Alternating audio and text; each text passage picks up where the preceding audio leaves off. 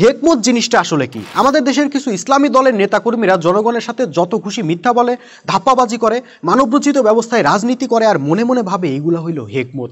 তাদেরকে যখন প্রশ্ন করা হয়, ভাই আপনারা ইসলামী দল হয়ে যা করতেছেন এগুলো তো ইসলামে বৈধ না, তারা তখন বলে আরে এগুলো তো হইল হেকমত, আর ইসলামে হেকমত অবলম্বন করা জায়েজ আছে।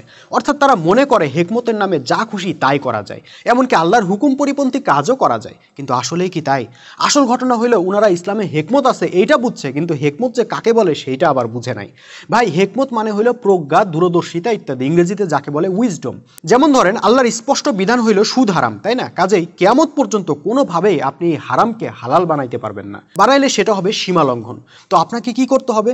এমন কিছু নীতিমালা গ্রহণ করতে হবে ও ইমপ্লিমেন্ট করতে হবে যাতে অর্থ ব্যবস্থায় সুদের কোনো অস্তিত্ব না থাকতে পারে। আর সেটা করতে গিয়ে আপনার যে প্রজ্ঞা লাগবে, দূরদর্শিতা লাগবে, সেটাকেই কোরআনে বলা হইতেছে হেকমত। কিন্তু হেকমতের নামে আপনি যদি হারাম সুদকেই হালাল বানায় নেন তাহলে তো সেটা আর ভাই হেকমত থাকলো না, সেটা তো কুফর হয়ে গেল।